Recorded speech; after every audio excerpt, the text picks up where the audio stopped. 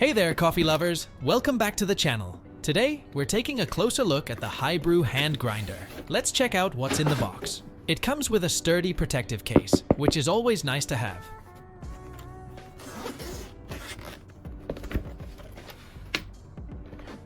The handle is made of solid aluminum with no plastic parts, and the wooden knob looks great and spins smoothly.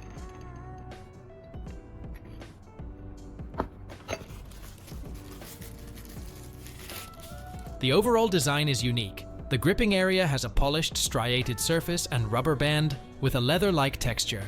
It feels good to hold. You have a screw-on catch cup, which is also polished and well made. It uses my favorite external grind adjustment mechanism. It's a convenient way to adjust grind size for hand grinders. There are 55 clicks for adjusting the grind, with 11 numbers on the ring and 5 clicks between each. Each click changes the grind size by about 33 microns. The grinder's dual bearings ensure it spins smoothly without wobbling.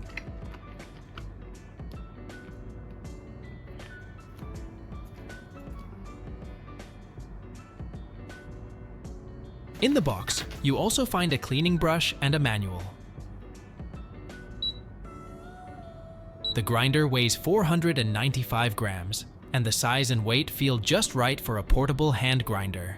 Overall, I think this HiBrew hand grinder has a unique vibe that stands out among other hand grinders on the market. The color combination and finish look premium, even compared to pricier models.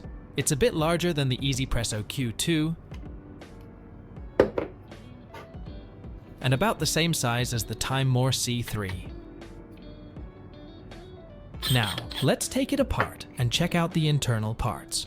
For first-time disassembly, the knob is very tight, so I need to use a tool to loosen it a bit.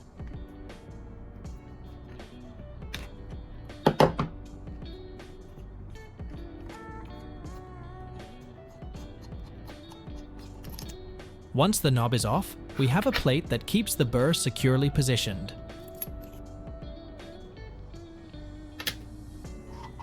Here's the heart of the grinder, a 38mm conical burr, which is the standard size for many entry-level grinders.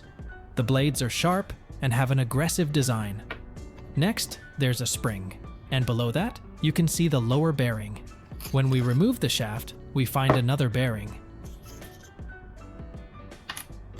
Like many hand grinders, it's easy to disassemble and give it a thorough cleaning from time to time. Reassembling is simple too.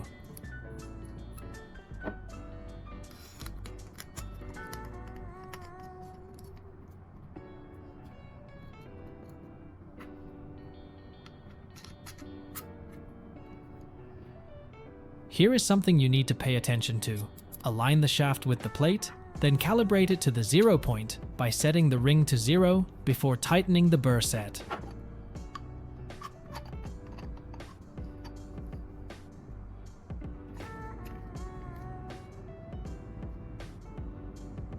Now it's fully calibrated. Let's check out the grind size and consistency.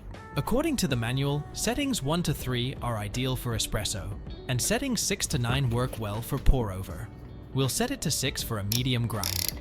Whenever I get a new hand grinder, I like to test it by grinding a few grams to verify the grind size, since manuals can sometimes be inaccurate depending on the beans.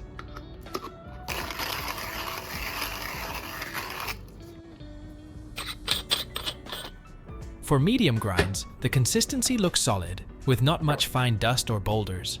In my sifter test, 50% of the grounds fall within the 400 to 900 micron range, which is not bad for an entry-level grinder. For espresso, I set it to number 2. The grind is coarser than expected, which may work well with a pressurized basket, but would be too coarse for non-pressurized ones. After adjusting to number 1, the consistency is much better for espresso. Don't hesitate to go finer to dial in the perfect shot. On the coarser end, I set it to 9, which is ideal for French press or cold brew.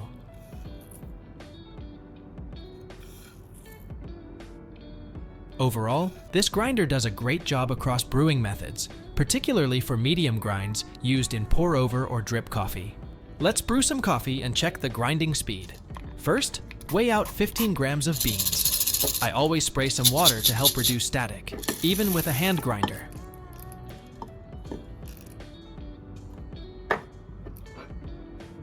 I'll start with a pour-over, so set the grinder to number 6.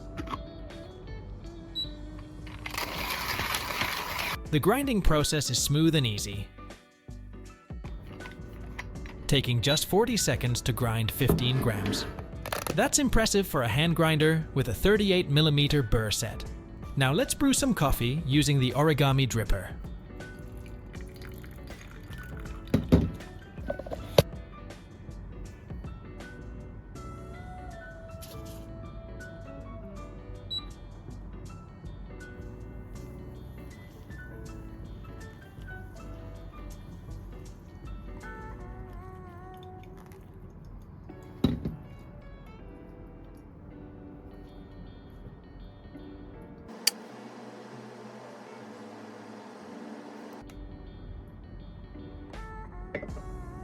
Yeah, it does a good job for pour over. The drip rate is good.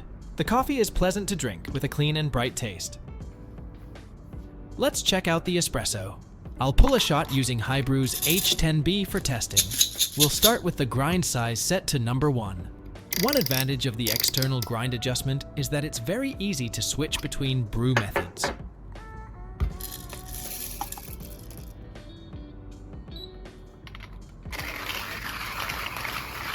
It's also effortless to grind beans at this espresso setting. There's no strong resistance while grinding, but it does take a bit longer, finishing at 1 minute and 15 seconds. This speed is above average compared to other hand grinders with a small burr. For puck preparation, as usual, I do a WDT to declump the grounds, distribute them evenly,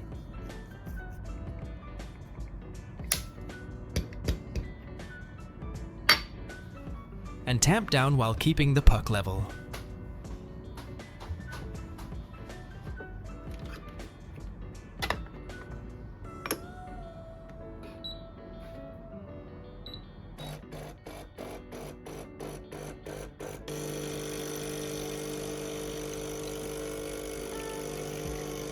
After a few seconds of pre-infusion, I notice the drip rate is too fast, even though the pressure is in the green zone.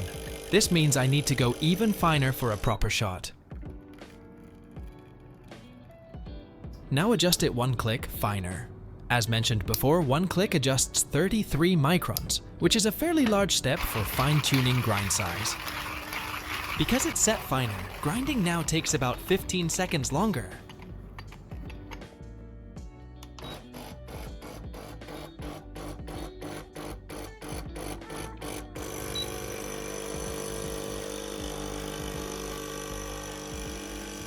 This time, the flow rate looks much better compared to the previous shot. The pressure increases, and the shot appears creamier with richer crema. However, you can't go 1 click finer or coarser without dramatically changing the flow rate. This is a key difference between an espresso grinder and a standard grinder. From this, I think this grinder is best suited for filter coffee. Look at that! A decent shot of espresso.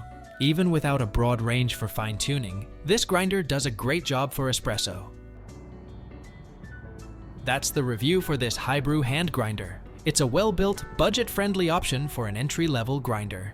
If you have any questions, feel free to leave a comment below. Thanks for watching.